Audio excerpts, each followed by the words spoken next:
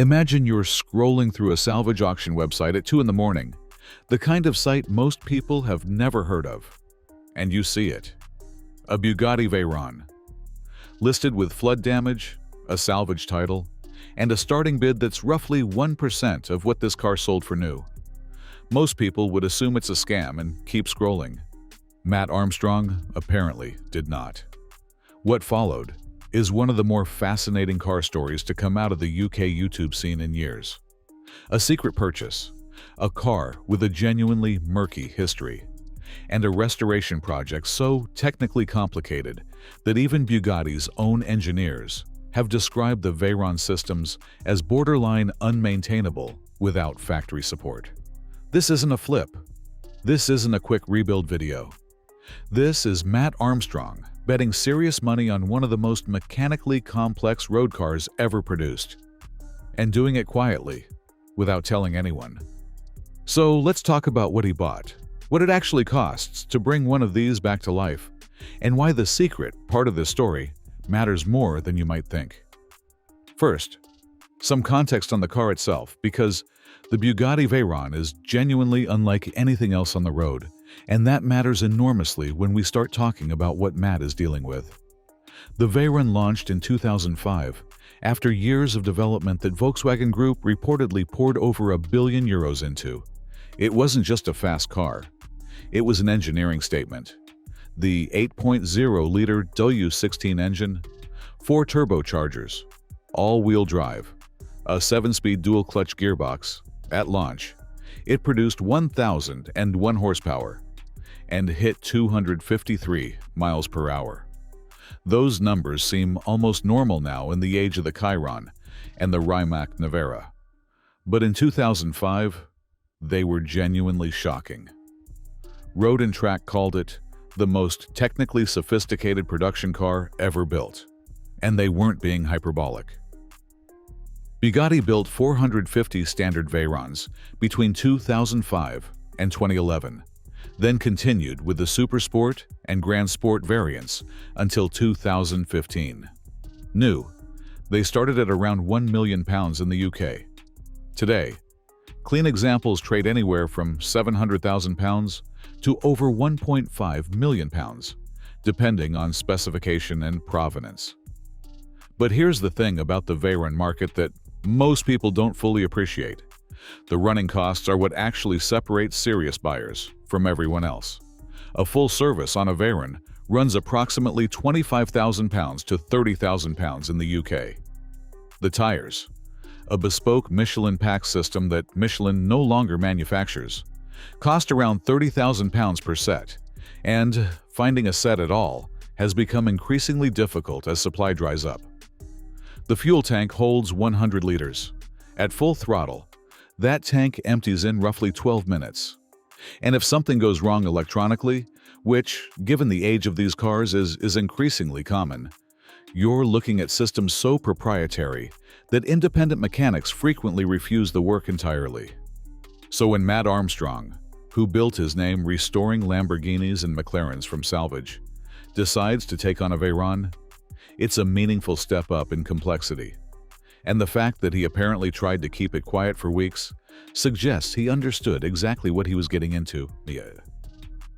Before we go further, if you're into this kind of story, the intersection of big money, mechanical drama, and the UK supercar scene, hit subscribe and turn on notifications. This one is going to develop over several videos, and you genuinely don't want to miss what comes next. Now, the secret element. Matt has talked about this in his own videos. The purchase happened through a private intermediary, rather than a public auction, which is how these things sometimes work when the seller wants discretion and the buyer doesn't want to tip off competitors. The exact timeline is a little unclear from what's been publicly shared, but reportedly, the car was acquired several months before Matt mentioned it on camera, which is unusual for a channel that typically documents purchases in real time. Why keep it quiet? A few plausible reasons. First, parts. If word gets out that a high-profile YouTuber is hunting Veyron components, prices on an already scarce supply chain move fast. Second, Bugatti's own dealer network. Bugatti has historically been selective about which cars they'll support with factory parts, and a salvage title, Veyron, in the hands of a YouTuber isn't necessarily a relationship they'd want to publicly engage with. Third, and this is speculative but worth considering, the car's history may have required some legal clarity before Matt was comfortable discussing it openly. The Veyron in question reportedly came with flood damage listed as the primary cause of write-off. Flood damage on a standard car is serious. On a Veyron, it's potentially catastrophic. The car runs something like 10 onboard computers, over 400 sensors, and an electrical architecture that Bugatti engineers have described as essentially purpose-built for each individual chassis. Water ingress at the wrong level doesn't just kill a fuse. It can corrupt modules that are no longer manufactured and can't be sourced through any conventional channel. According to people who work on these cars professionally, the realistic repair cost for a flood-damaged Veyron, done properly with genuine parts, can exceed the car's salvage purchase price several times over, which means Matt's margin calculation here is genuinely interesting to think about. Let's talk about what a restoration like this actually looks like in practice, because it's more involved than most people realize, even having watched the videos. The first phase is always the teardown assessment, pulling the car apart systematically to understand what the water actually reached. On a Veyron, that means working through a mid-engine layout with a W16 essentially as a stressed member of the chassis. Getting to certain components requires removing others in a sequence that Bugatti's own workshop manuals describe in extraordinary detail. There are reportedly over 900 pages of documentation just for routine service procedures. The DSG gearbox, a Ricardo-developed unit unique to the Veyron, is a particular concern with flood damage.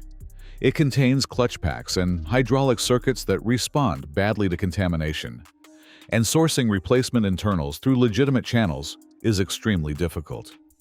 A handful of independent specialists in Europe can work on them. Most of them are fully booked. The tire situation deserves its own mention because it's become something of a crisis in the Veyron ownership community. Michelin produced the pack system specifically for Bugatti, and they stopped manufacturing it when the Veyron went out of production. Existing stock is finite and dwindling.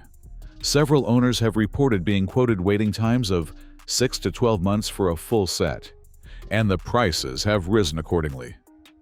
There's apparently been some discussion in Veyron owner circles about whether a conversion to a more conventional tire system is possible without compromising the car's handling balance. The answer, from what engineers have said publicly, is essentially no. The entire suspension geometry was designed around those tires. So Matt is rebuilding a car that will, when finished, require tires that are increasingly unavailable. That's a real consideration for the video series going forward. Here's where it gets interesting from a business standpoint, though. Matt Armstrong's channel has grown substantially on the back of exactly these kinds of projects. The Lamborghini Gallardo rebuild he documented years ago is frequently cited as one of the videos that put him on the map. The McLaren projects that followed built on that. Each step up in car value and complexity has corresponded to growth in viewership and, presumably, in the revenue that makes the next project viable. A Bugatti Veyron rebuild, done properly and documented with the production quality his channel now operates at, could realistically be among the most watched UK car content of the year. The audience for this stuff. The intersection of mechanical detail, financial stakes, and genuine drama is large and demonstrably willing to watch long-form content. His audience skews toward people who understand what these cars cost and what the risks are, which makes the storytelling more nuanced than a typical rebuild series. But there's a commercial reality on the other side too.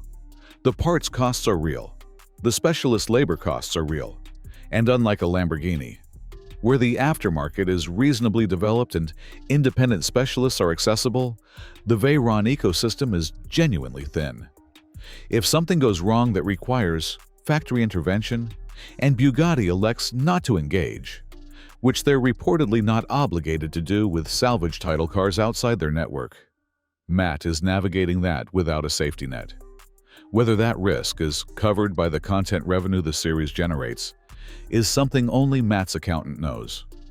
But given the track record of the channel, it's not an unreasonable bet. There's also a larger conversation this opens up about what happens to hypercars as they age out of warranty support and into the independent market. The Veyron is old enough now that factory support is increasingly discretionary. Bugatti as a brand has moved on to the Chiron. The tourbillon is coming. The resources and institutional knowledge that built the Veyron are dispersed. The engineers who designed some of its more bespoke systems have retired or moved to other companies. This is the pattern that plays out with every exotic car eventually. Ferrari went through it with the F40. Lamborghini went through it with the Diablo. The difference with the Veyron is the sheer technical complexity relative to anything that came before it at this price level. An F40 with a problem can be worked on by a skilled independent engineer with access to schematics. A Veyron with a deep electrical fault is a significantly harder proposition. Matt's project, whatever its outcome, will be genuinely instructive for the wider Veyron community. If he succeeds, if the car drives properly, and the rebuild is documented honestly, that knowledge goes into the ecosystem. Other owners, other restorers, other enthusiasts benefit from seeing what's possible and what the realistic cost looks like. If he runs into a wall, that's equally valuable information. So, where does this stand right now? From what's been shared publicly, the car is in the early stages of the restoration process. Teardown and assessment largely complete. Parts, sourcing underway. The gearbox situation is reportedly the most significant open question. Matt has been working with at least one European specialist who has Veyron-specific experience, which is the right call given the complexity involved. The series is almost certainly going to run across multiple videos over several months. That's the nature of a project at this level. Don't expect a finished driving car quickly. Do expect some genuinely interesting technical content along the way, because the Veyron's engineering is fascinating even when, maybe especially when, things are difficult. Whether Matt ultimately makes money on the car itself, separate from the content revenue, depends on the final cost versus resale value. Clean, fully sorted Veyrons are holding value well. A properly restored salvage title example in the current market would likely sell at a meaningful discount to a clean title car. But the gap has been narrowing as supply tightens. If the rebuild comes in under a certain number, the maths potentially work. If the parts sourcing goes badly and the costs compound, it's a harder story. What happens next is genuinely unclear, and that's what makes it worth following.